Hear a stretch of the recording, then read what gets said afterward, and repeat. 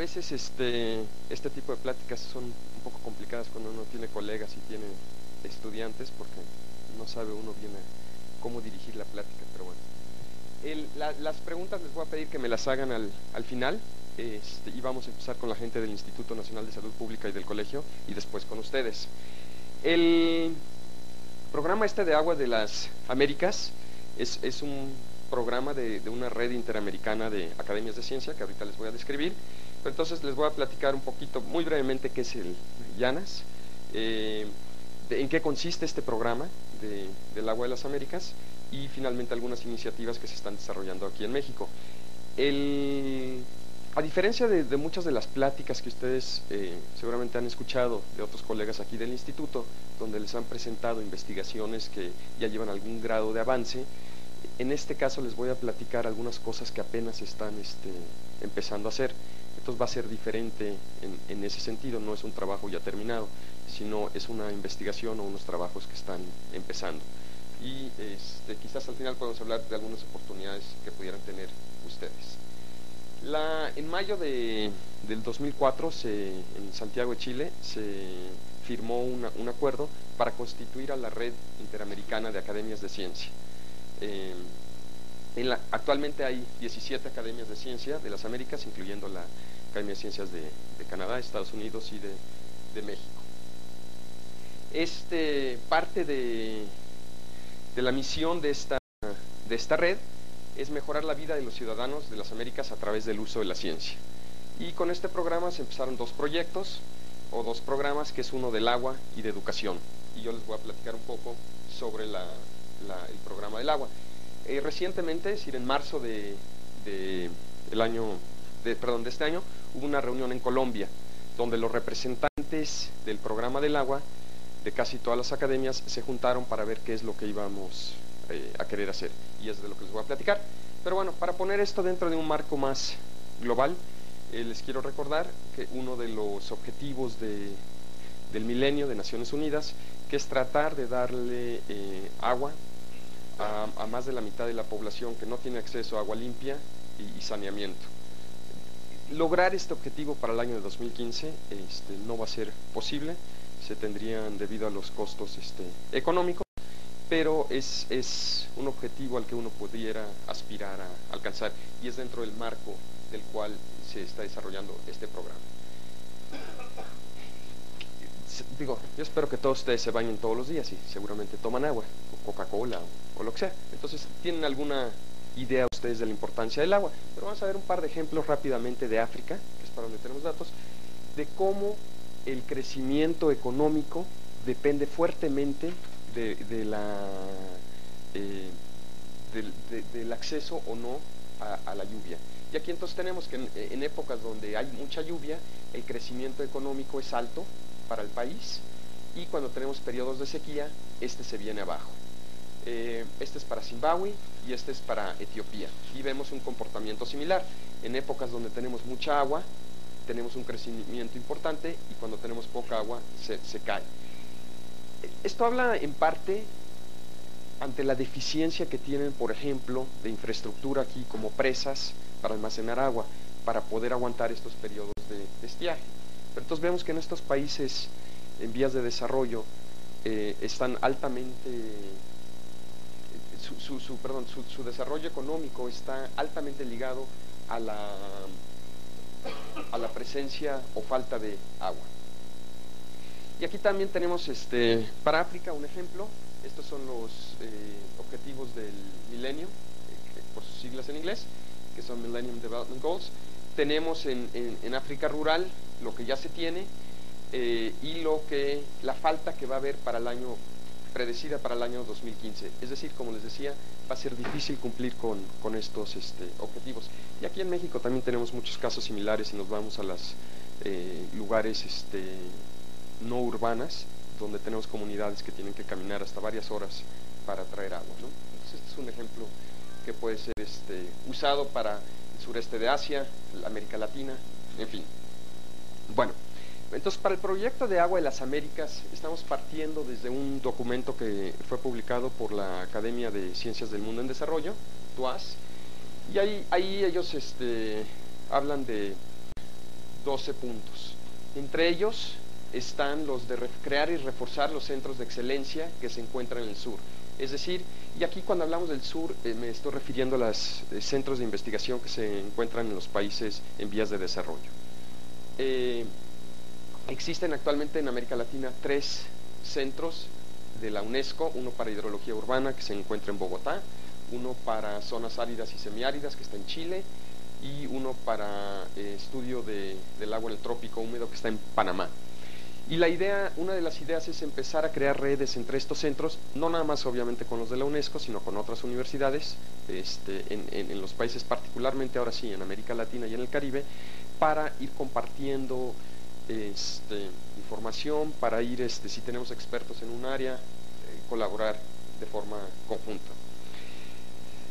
Otra de las recomendaciones de TUAS es el que las instituciones más fuertes de estos países puedan apoyar con becas de entrenamiento o de formación de gentes a nivel de maestría y de doctorado. Y por ejemplo, ahorita la UNAM con TUAS, que les mencionaba hace un momento, y con la Academia Mexicana de Ciencias, está empezando un programa en el que van a otorgar 10 becas, la UNAM va a otorgar 10 becas para estudios doctorales en cualquier tema relacionado al agua, incluyendo los temas sociales, que puede ser economía del agua, legislación del agua, no nada más, digamos, lo de las ciencias duras, como pudiera ser la exploración del agua o la calidad del agua. Y la idea es que otras universidades de este estilo, por ejemplo en Brasil, lugares que son fuertes académicamente y que tienen algunos recursos, empiecen a dar este tipo de becas. Este programa está diseñado para estudiantes de países en vías de desarrollo. Y algunas gentes me han dicho, oye, ¿por qué se está promoviendo dar becas de la UNAM para estudiantes de otros países? La UNAM da aproximadamente 800 becas doctorales para estudiantes de México y de otros países.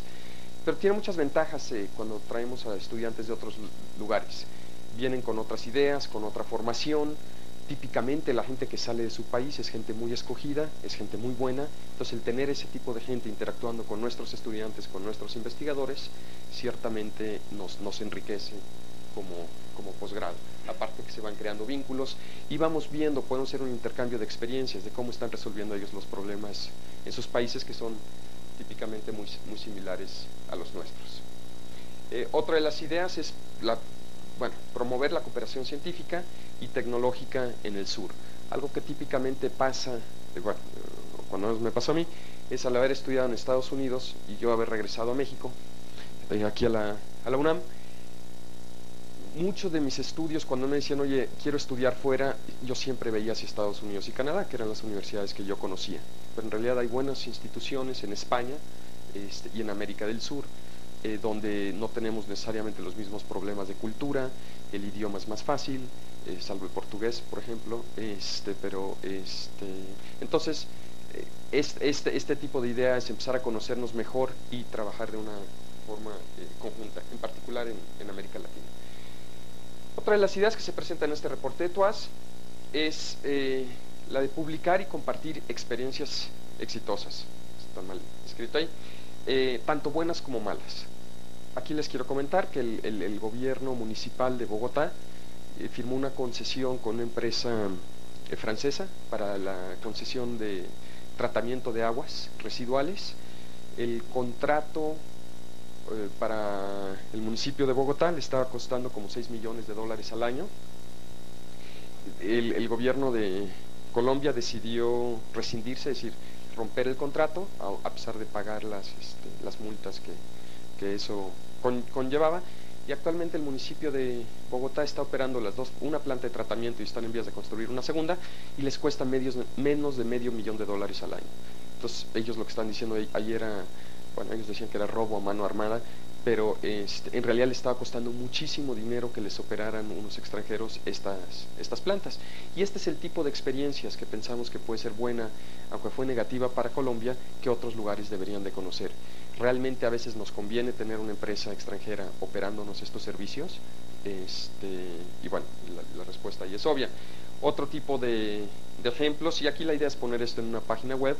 Por ejemplo, la UNAM está terminando dos estudios que son y en particular es el Instituto de Geofísica con Grupo Xcaret que opera en el parque de Xcaret y Xel-Há, donde se están desarrollando sistemas de monitoreo para el agua subterránea. Y este tipo de ejemplos puede ayudar cuando uno se trata de acercar a la industria, por ejemplo, que le dicen, bueno, si yo te voy a dar dinero a ti de la universidad, dame ejemplos donde esto haya funcionado. Otra de las ideas del programa es desarrollar grupos de expertos en el sur o sur y norte. Y aquí hay un ejemplo de un proyecto que se está armando para ver ciclos de nitrógeno en las Américas, que está siendo liderado por un colega brasileño y americano.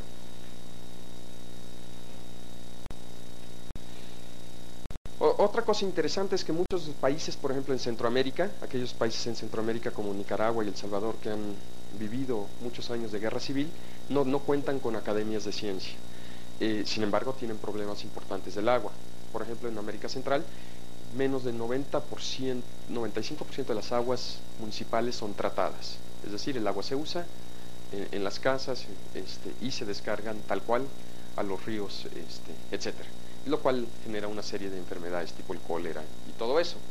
Entonces, una de las preguntas también que hacíamos en Llanas es, ¿quién representa? Es decir, todos estos países tienen problemas de agua, ¿y quién los representa ante este tipo de reuniones?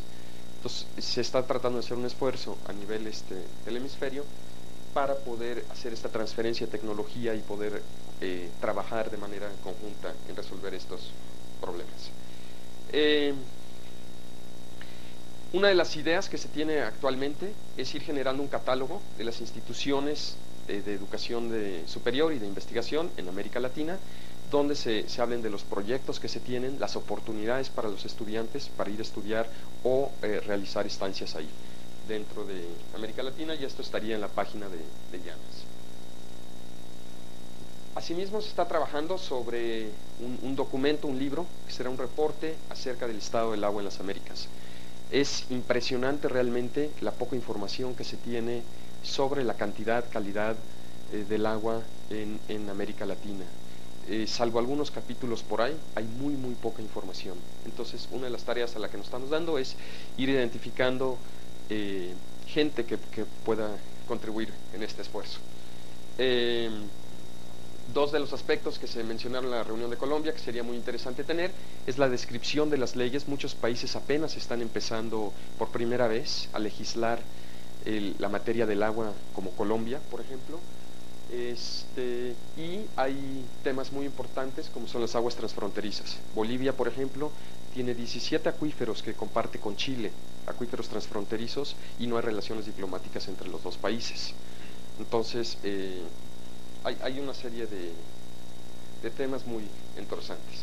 El otro asunto que también salió en la reunión de Colombia es quizás seguir este documento o este reporte con una economía del agua en las Américas. Es decir, ¿qué se está haciendo? Por ejemplo, esta idea de la privatización o no de los servicios del agua, que ha generado muchos debates a nivel mundial. Los casos donde esto ha funcionado o no, la paranoia dicen los americanos, de Canadá, que los canadienses piensan que Estados Unidos les quiere robar o comprar toda su agua. En fin, estos son algunos temas muy interesantes que están siendo contemplados. Dentro de Llanas estamos arrancando, y lo que creo que se me olvidó decirles es que el proyecto de agua de las Américas lo estamos dirigiendo el profesor José Galicia Tundici de Brasil y yo por parte de México.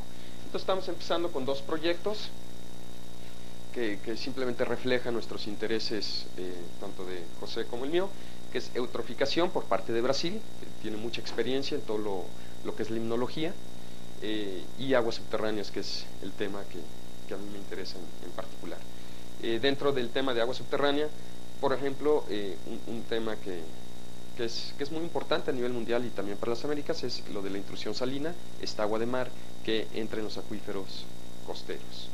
Lo que les mencionaba a ustedes, este asunto de los acuíferos transfronterizos, para el cual ya hay un grupo de trabajo liderado por un colega de Brasil que se llama Acuíferos Compartidos Internacionalmente, y este proyecto lo dirigen tanto la OEA como la UNESCO. Y finalmente se han identificado 65 acuíferos transfronterizos en todas las Américas, y están empezando a ser estudiados, y la idea es para llegar a usar estos para hacer la base de poder realizar tratados internacionales en cuanto a aguas subterráneas, que por cierto no existen hasta hoy. También algunos de los otros colegas de otras de las academias hablaron de algunos intereses de ellos de empezar a promover investigaciones como son interacciones aguas superficiales y subterráneas. Este es Perú, en particular es la interacción de los ríos con los acuíferos, la hidrología de las megaciudades en Colombia. La mayoría de las grandes megaciudades como Ciudad de México, Río de Janeiro, se encuentran en países en vías de desarrollo, y una realidad es que no contamos con necesariamente el dinero para resolver todos los problemas que nos atañen. Entonces se quiere formar un grupo de trabajo para empezar a ver nuestros problemas y cómo les vamos dando solución. Otra propuesta de los colegas de Colombia es el uso de bioindicadores, es decir, de animales acuáticos que pueden ser sensibles a la contaminación. Entonces el encontrarlos o no en un cuerpo de agua rápidamente puede dar una idea de la calidad del agua. Es una forma cualitativa, pero puede ser muy rápida. Y Colombia ya publicó un libro, y ellos entrenan a maestros para que a nivel de escuelas, maestros con escuelas de prepa, por ejemplo, puedan realizar este tipo de trabajos. Cuba ha hecho mucho trabajo debido a los problemas que han tenido con el bloqueo de Estados Unidos. Los han obligado, como dicen ellos, a utilizar más la materia gris que cualquier otra cosa. Entonces han diseñado sistemas de monitoreo basados en estadística, por ejemplo, son muy fuertes. Entonces un poco también aquí la idea es tratar de copiar y ver qué es de lo que han desarrollado los cubanos nos puede servir a otros países como México y otros países de América Latina. Y Chile tiene trabajos importantes viendo la interacción del agua, tanto agua superficial como agua subterránea, con el medio ambiente. Desecación de humedales, por ejemplo, el efecto de jales sobre la minería, un problema ciertamente que compartimos aquí en México, y sobre el medio ambiente. Entonces, estas son algunas de las iniciativas que se están hablando para continuar. Y un poco ya con la idea de que estos países vayan desarrollando, pero que vayan compartiendo con nosotros, es decir, con los otros países, lo que están haciendo ellos. Algunas de las ideas también que se presentaron aquí, que es muy importante, es establecer redes. Ciertamente para ustedes que estén contemplando quizás seguir sus estudios en ciencias de la tierra o eso, es muy importante ir conociendo gente, ver a qué se dedican, qué les gusta. Seguramente hay muchos campos que no conocen, que les pueda llamar la atención. Y esto también se vuelve importante en el terreno profesional. Cuando uno va a congresos, va conociendo gente, se va enterando de otros proyectos y se van ampliando las oportunidades. Por supuesto que para esto el inglés es fundamental. Si uno va a hacer ciencia, el idioma de la ciencia, nos guste o no, es el inglés.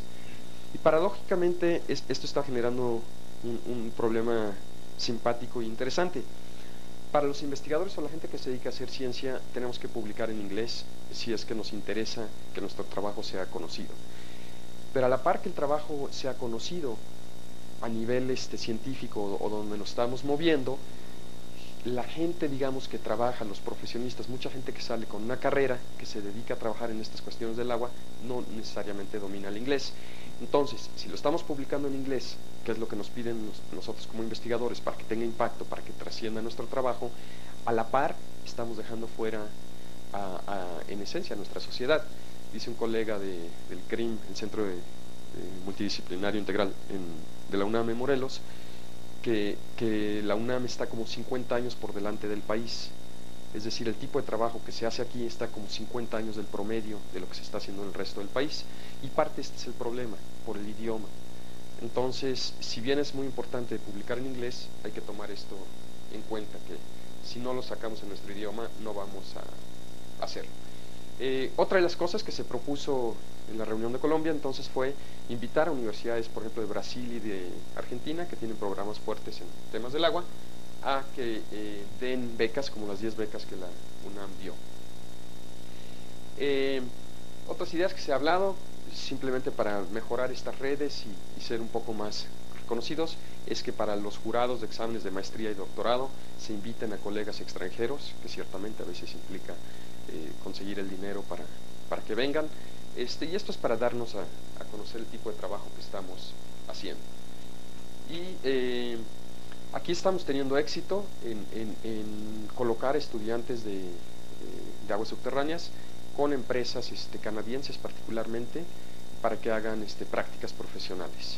Esto sirve para mejorar su inglés y ver qué se está haciendo en la iniciativa privada allá. Existe también un programa del cual la UNAM es parte, que se llama el Programa de Movilidad de Estudiantes de Posgrado, donde estudiantes pueden realizar una estancia desde 2 a 6 meses en universidades de todo el mundo. Y este programa ha sido poco aprovechado. Entonces, bueno, esto nos ayuda, les decía, a conocernos. Les quiero dar un ejemplo también de lo importante esto del inglés. Estos son manuscritos sometidos a una de las revistas más importantes de aguas subterráneas, que es Groundwater, dentro del periodo 2003 a 2005. Tenemos, por ejemplo, y nada más tomé 5 países para ver unos ejemplos. El número de manuscritos, por ejemplo, que vienen de países de América Latina es muy pobre. De un total en este periodo de 2 años, que es 2003 a 2005, de 450 manuscritos, apenas había 5 de América Latina, de los cuales, bueno, vemos que Argentina envió 1, no fue aceptado, y mandó 3, ninguno fue aceptado, México mandó 1, fue aceptado, nos da 100%, ese es abusados con las estadísticas, estas que hay doble elección aquí. China, que es el ejemplo que quiero usar para ilustrarles lo del inglés, mandó 72 manuscritos para lo que iba a ser un volumen especial sobre los recursos del agua subterránea en China. Solo 7 fueron aceptados, cual nos da un porcentaje de solo 14%. Estados Unidos, en este periodo, envió 177 artículos, de los cuales 57 fueron aceptados o publicados, lo cual nos da un porcentaje de 36%. El total entonces tenemos para el periodo de 450 artículos sometidos, solo se publicaron 26 publicados o fueron aceptados para su publicación, 26%. Yo hablé con Mary Anderson, que es la editora en jefe, y le decía, oye, ¿por qué este tipo de números? O ¿cuál fue el éxito de estos 7, que es casi un poquito más de 10%, ¿no? Y ella me decía que en este caso, aunque a veces los manuscritos tenían buena ciencia, el inglés muy pobre fue lo que los dejó fuera. Prácticamente en todos estos casos, la gente que logró publicar estos artículos, había cuando menos un coautor dentro del grupo de investigadores que hablaba bien el inglés. Entonces, esto les da una idea de la importancia que puede tener el inglés. Bueno, ese fue un paréntesis. Otras de las cosas que se hablaron o presentamos dentro del programa del agua es que de forma muy atípica para los latinoamericanos íbamos a tener que tener transparencia en cuanto a qué era el programa del agua. Esto en particular a mí me preocupaba porque, como ya se dieron cuenta, los 2 programas o proyectos de investigación que se quieren impulsar son los que los 2 coordinadores del programa estamos empujando, que son eutroficación y aguas subterráneas. No ha habido en las reuniones que hemos tenido necesariamente mucha transparencia, todo se arregla entre cuates, y bueno, de las cosas que mencionaba es que esa es la mejor forma para hacer que un programa truene. Entonces se está trabajando ahí para tener reglas de operación claras. Se está tratando de establecer una alta credibilidad para este programa, y para esto una de las propuestas que se hizo es que todos los documentos que salgan de Llanas tengan un arbitraje muy formal. Esto es muy ajeno en nuestra cultura. Yo recuerdo cuando recién llegué a México, había gente todavía molesta porque el CONACYT había decidido enviar los proyectos de investigación a ser evaluados por pares. Es decir, si yo meto un proyecto, actualmente se manda a otros expertos en el área para que digan si el proyecto es bueno o no. Después hay que ver si CONACYT tiene dinero o no para que financien el proyecto. Pero esta idea era muy nueva y en América Latina sigue siendo muy nueva. Entonces, ciertamente algo que es muy importante para los trabajos y que hacemos poco en toda América Latina es esta idea de decirle a otro experto, a otro colega, oye, revisa este trabajo antes de que lo envíe fuera.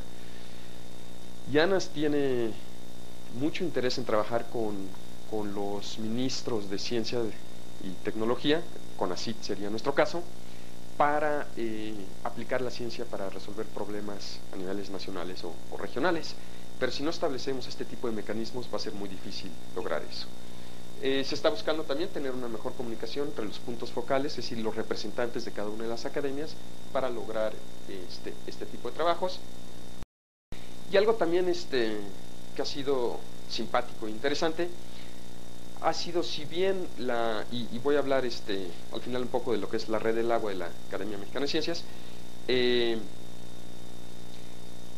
La red del agua fue una copia del Water Science and Technology Board, que es como la red de agua y ciencia y tecnología de la Academia Nacional de Ciencias de los Estados Unidos. Muchos países actualmente, por la administración actual americana, es decir, por el presidente Bush, no quieren saber nada de los americanos. Nosotros aquí en la red del agua estamos copiando las partes que vemos convenientes de los americanos, y ahora muchos países, bueno, 3 países ya lo hicieron, que son Brasil, Bolivia y Cuba, y otros 2 países están contemplando esto, que es Canadá y Colombia, crear sus propias redes del agua. Entonces esto es simpático porque nosotros estamos copiando a los americanos, y también hablando con un colega africano el mes pasado, él me decía que era mucho más fácil para ellos copiar las iniciativas de México que las de los americanos. Entonces eso me hace medio simpático, y ahorita les voy a platicar un poco más del tipo de cosas que estamos haciendo. Bueno, les mencionaba entonces yo que una de las áreas de interés nuestro es el agua subterránea. Hoy en día el agua subterránea, el agua que está aquí en el subsuelo, se considera como la reserva más grande o más importante de agua dulce económicamente disponible en el mundo, en la cual tiene algo así como 95% del agua que se tiene. Y es un tema entonces que la Red del Agua y la UNAM, el Departamento de Recursos Naturales, ha estado trabajando desde hace tiempo. La otra cosa que se ha estado haciendo, digamos a partir de México, es un poco lo que le podríamos llamar la gestión científica del agua subterránea. A principios del mes pasado, en una reunión en UNESCO, se le pidió a la Red del Agua que generara un documento ejecutivo, es decir, de una cuartilla, sobre la importancia que tiene el agua subterránea y cómo puede ayudar a cumplir con los objetivos del milenio de Naciones Unidas. Se está trabajando también, por ejemplo, la Red del Agua de la Academia Nacional de Estados Unidos tiene una conferencia muy prestigiada que se llama Wellman Lecture, y en este año se le va a invitar, parece que ya aceptó, al senador Frisk, que es el principal senador de la Casa de la Casa de Representantes, y es el líder del Partido Republicano. Algunos dicen que puede ser el siguiente presidente, sin comentarios ahí, pero bueno. Y él está muy interesado en la cuestión del agua y de la ayuda que Estados Unidos está prestando en temas del agua y salud a nivel mundial. Probablemente él sea la persona que vaya a dar esta conferencia. Y aquí un poco lo que las academias entonces están buscando es acercarse a los tomadores de decisión de alto nivel para influir con la mejor ciencia disponible en el momento para la toma de decisiones. Entonces, estos son algunos de los ejemplos de cosas que están manejando. En enero del año que viene hay una reunión propiciada por varias redes y la Academia de Ciencias de España, la Academia Mexicana de Ciencias, la Academia de Estados Unidos y de Brasil, en la cual se está invitando a un taller de una tarde a ministros del agua o a los altos mandos o tomadores de decisiones con respecto al agua, para que interactúen con algunos de los investigadores que están organizando esta reunión. Y en particular es para preguntarles a estos ministros o estos altos tomadores de decisiones qué tipo de información necesitan en sus países de la ciencia, para tratar de empezar a lograr un mejor acercamiento entre estos dos grupos. Y por supuesto tenemos pronto, es decir, en marzo del año 2006, el cuarto Foro Mundial del Agua. El último foro, que fue en 2003 en Japón, hubo 130 ministros de agua y medio ambiente y más de 25,000 gentes. Y esta es ciertamente una reunión de política o para desarrollo de políticas de alto nivel. Entonces, estamos trabajando también con este comité para tratar de que la ciencia sea tomada en cuenta. Bueno, pues ahorita les quiero platicar brevemente ya algunas iniciativas de la Academia Mexicana de Ciencias y de la UNAM. Aquí están los integrantes de la Red del Agua. No les debe de extrañar que muchos de los, o casi la mayoría, digo la mitad de los integrantes de la Red del Agua son gente de la UNAM. La misión de la Red del Agua, que es contribuir al crecimiento de México y al bienestar de sus ciudadanos a través del manejo integral y sustentable de las aguas superficiales y subterráneas utilizando la ciencia. Okay. Bueno, vamos a ver entonces, aquí tenemos nuestro país y el indicador de la presión es cómo está la situación del agua. Yo creo que no es ninguna sorpresa para ninguno de ustedes que en las zonas áridas, las zonas, 2/3 partes de nuestro país son zonas áridas y semiáridas, es decir, tenemos poca agua en estas zonas y hay una alta demanda por el agua. En las zonas donde más agua tenemos es donde menos demanda de agua existe. También tenemos de un documento de Comisión Nacional del Agua un área donde nos dice la disponibilidad del agua y vemos algo similar, ¿no? Que en las zonas áridas es donde menos o no tenemos información o tenemos una escasez del agua. Esto nos ha originado entonces a realizar un foro que se está planeado para hacerse en Ciudad Obregón, en Sonora, para ver cuál es la situación del agua en las zonas áridas del país y cómo podemos tratar, bueno, primero identificar cuáles son los problemas y qué es lo que se necesita empezar a hacer para resolver este tipo de problemas. La Red del Agua está tratando de armar un consorcio de universidades para estudios del agua y estas ideas son muy comunes en Estados Unidos y en Canadá y en los países desarrollados, pero nosotros como mexicanos y quizás como latinos a veces nos cuesta trabajo juntarnos para trabajar en este tipo de proyectos. Entre esto, entonces, la idea esta que les decía de zonas áridas y la idea de ir a Ciudad Obregón, a Litzón, es para empezar a integrar este tipo de grupos de trabajo, donde queremos apoyar la formación de estos grupos interdisciplinarios en torno a los diferentes aspectos del agua. ¿Esto qué implica? Bueno, que investigadores de la UNAM y de otras universidades, como pueden ser la UAM, como pueden ser algunos de los centros de Cinvestar, donde hay gente ya establecida en temas del agua, colaboren con estas otras universidades donde apenas están formando estos grupos. Obviamente esto implica publicar de manera conjunta, tratar de no duplicar la infraestructura. No es un tema sencillo, muchas veces la gente piensa que el equipo que han comprado a través de los proyectos es su equipo personal y difícilmente lo prestan, pero bueno, son algunas de las cosas que estamos tratando de romper. Codirección de tesis, en fin. Y estamos arrancando con un proyecto piloto con el Centro de Investigaciones Científicas de Yucatán y el ITSON. Obviamente la idea es aquí que la UNAM, que es donde más investigadores hay que se dedican al agua a nivel nacional, sea el líder de este proyecto. En una reunión el mes pasado en Egipto se habló de un concepto interesante que es el triálogo. Yo decía triálogo, órale. El diálogo, bueno, es una conversación entre dos personas, y aquí se hablaba de una conversación entre 3 personas, donde, bueno, ¿qué quieren que les cuente? Yo pongo aquí arriba la academia, pero bueno, podría estar en cualquier lugar. Trabaja con los tomadores de decisiones y también trabaja con la sociedad civil. Es decir, la idea es que los avances de la ciencia, estos sean transmitidos a la gente que toma estas decisiones. Y bueno, lo que faltó fueron las flechas en la otra dirección.